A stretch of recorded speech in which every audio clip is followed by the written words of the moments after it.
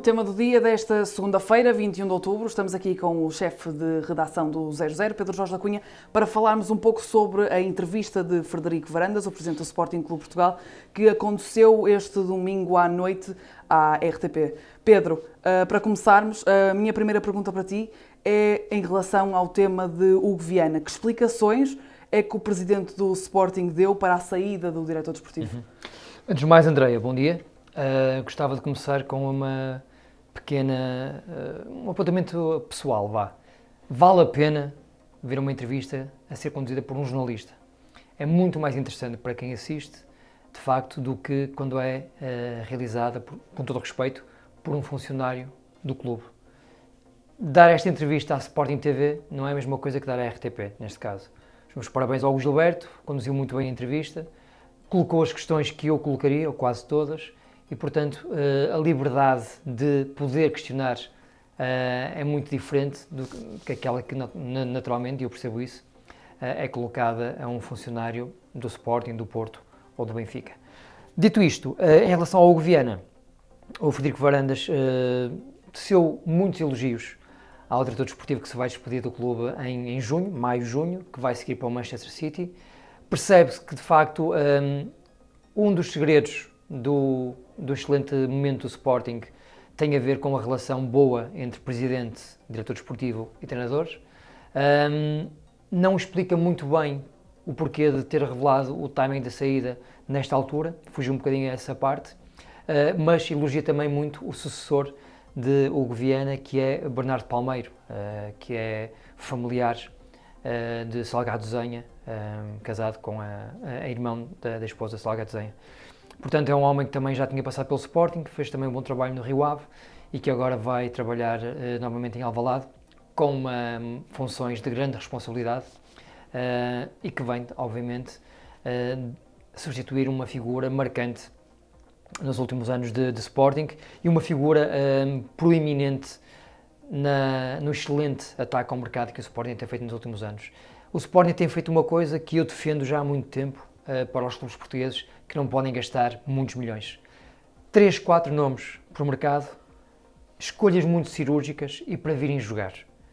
Este ano no Sporting, a exceção a esta regra foi o Konrad Arder, que até tem sido bastante mais utilizado daquilo que eu estava à espera.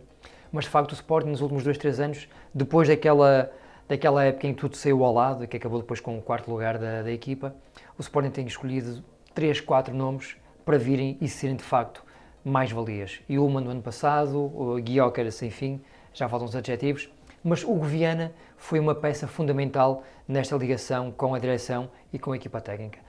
Frederico Varandas disse aquilo que tinha que dizer. Muitos elogios, a apontar para a frente, a acreditar que dentro de 3, 4 anos os sucessores do Hugo Viana, Bernardo Palmeiro, eventualmente, e mais alguém, vão ser também apontados ao City e a dizer uma coisa que, de facto, que é completamente verdade e aí estou de acordo com Frederico Varandas. O Hugo Viana só vai para o Manchester City porque o projeto desportivo do Sporting nos últimos 3, 4 anos faz todo sentido.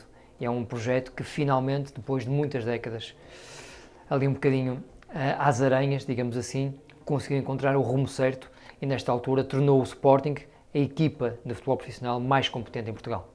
Num tema algo distinto do desportivo, mas é um tema que tem sido muito badalado nos últimos anos no universo Sporting, que é a questão do perdão da dívida. Sim. Frederico Varandas disse nesta mesma entrevista que foi um bom negócio para todos. Como é que tu também interpretas estas palavras? Não percebo. Foi um bom negócio para quem? Para o Sporting foi, claramente. Agora, na parte da banca e dos contribuintes, há aqui muitas questões para responder. Frederico Varandas teve aqui uma boa oportunidade para, de forma detalhada, explicar de facto o que se passou e o que levou a este perdão da dívida, mas foi o momento mais negativo da entrevista. Não deu explicações, se consideramos que eu não percebo. Um bom negócio aqui é uma expressão, parece-me, abusiva e ficou no ar, de facto, a necessidade de mais questões, de mais explicações, porque neste negócio, em que o Sporting claramente é beneficiado, há aqui depois, de facto, aquela pergunta que é o elefante no meio da sala. Como é que isto é possível? Porque é que isto aconteceu? Quem é que beneficiou com isto? Além do emblema leonino. Diria claramente que foi o ponto menos interessante da entrevista de Frederico Varandas. O apitorado e o caso dos e-mails também foram temas abordados pelo Presidente nessa mesma entrevista. e teceu alguns ataques a Pinto Costa e também a Luís Filipe Vieira.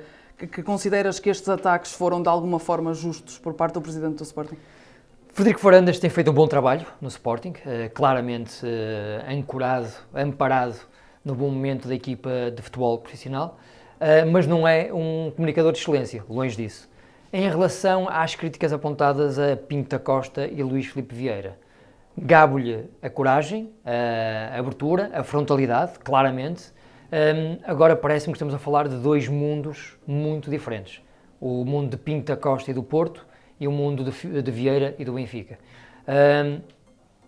Respeito a opinião de Frederico Varandas, é legítima, mete tudo no mesmo saco, mas a Justiça não olhou para as situações da mesma maneira e parece-me que de uma forma muito rápida, e sem querer estar aqui a dar grandes justificações, parece-me que no caso do Porto era um comportamento obviamente condenável, mas mais popular, mais alicerçado em abordagens pessoais e soltas, aqui e ali, enquanto o do Benfica era um comportamento mais orquestrado e que tocava de forma formal nos palcos que gerem o futebol português.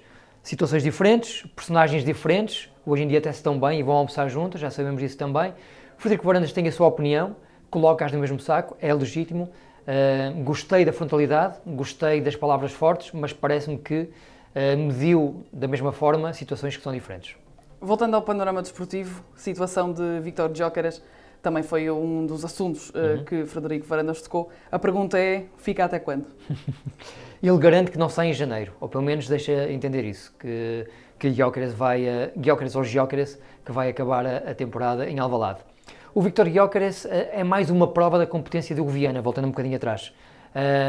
Estava a ler esta semana uma reportagem muito interessante sobre o Gyökeres no Expresso, em que acompanham muito do que foi a evolução do Víctor na Suécia e depois em Inglaterra e na Alemanha. E quem olhasse para os números, olhava para um jogador banal, vulgar. Nada ali indiciava que estávamos perante um ponta de lança monstruoso como o Víctor Gyökeres de facto é. O Viana, o departamento de scouting e a equipa técnica conseguiram identificar um matador, um homem com um rendimento fortíssimo e um rendimento muito estável. Não tem grandes flutuações de rendimento, não joga mal durante várias semanas consecutivas, apresenta de facto um compromisso com o golo e com o jogo que é raro. E o Víctor Gyökeres, se ficar no Sporting, até a final da época, é de facto mais um argumento para eu considerar que o Sporting é a equipa mais competente em Portugal nesta altura, com alguma distância para os dois rivais habituais. Na última pergunta deste tema do dia, Ruben Amorim é o salva-vidas de Frederico Varandas? É, claramente. A memória na política, no desporto, é curta, claramente. Os ciclos e os momentos passam a uma velocidade vertiginosa, cada vez mais. As redes sociais explicam muito isso. Mas eu lembro-me bem, porque escrevi algumas opiniões sobre esses momentos, antes de Ruben Amorim chegar ao Alvalade, de uma forma arriscada na altura, com um investimento muito pesado. Frederico Varandas era um presidente acossado, criticado, com treinadores que não tinham resultado, Kaiser, Silas. O próprio refere na entrevista que o Sporting era conhecido como um cemitério de treinadores. Muito bem, e precisamente isso. E Frederico Varandas não se pode afastar dessa figura de coveiro, já que falas em cemitério, porque de facto foram muitas opções que não correram bem. Eu não coloco em causa a qualidade do Jorge Silas, do Marcelo Kaiser, do Lionel Pontes, mas as coisas não correram bem em Alvalade. E a aposta do Ruben Amorim foi uma aposta muito forte.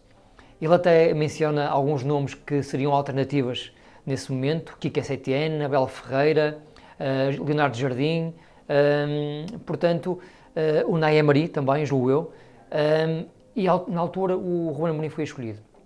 Foi um investimento caro, pesado para o Sporting, mas a verdade é que quando o Ruben Amorim chega ao Alvalade, Varandas era um presidente que estava longe de ser unânime. A equipa não rendia, o clube não estava tão organizado como está hoje em dia, e a verdade é que o Ruben Amorim provou que é... Eu já escrevi isto, portanto não é novidade para ninguém. Seria o meu treinador se eu tivesse uma equipa de futebol, portanto é um comunicador fabuloso, é um homem inteligente, é um homem que se relaciona com o balneário como raras vezes vi na vida. Não sei se vai trabalhar com o Viana em Inglaterra ou não futuramente.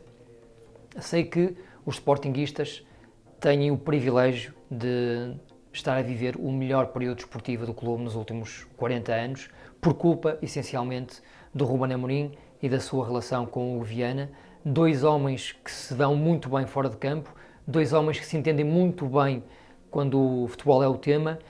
O Viana percebe as necessidades do Ruben Amorim, o Ruben Amorim percebe também as limitações que estão inerentes ao budget que era alocado ao Viana, e Frederico Varandas teve também a capacidade de capitalizar esta competência destas duas cabeças para se agarrar aos salva-vidas e de um momento que era difícil, ingrato, nesta altura passamos para um momento em que Frederico Varandas é um presidente praticamente unânime e que, se for eleições nesta altura, ganhará, seja contra candidato for.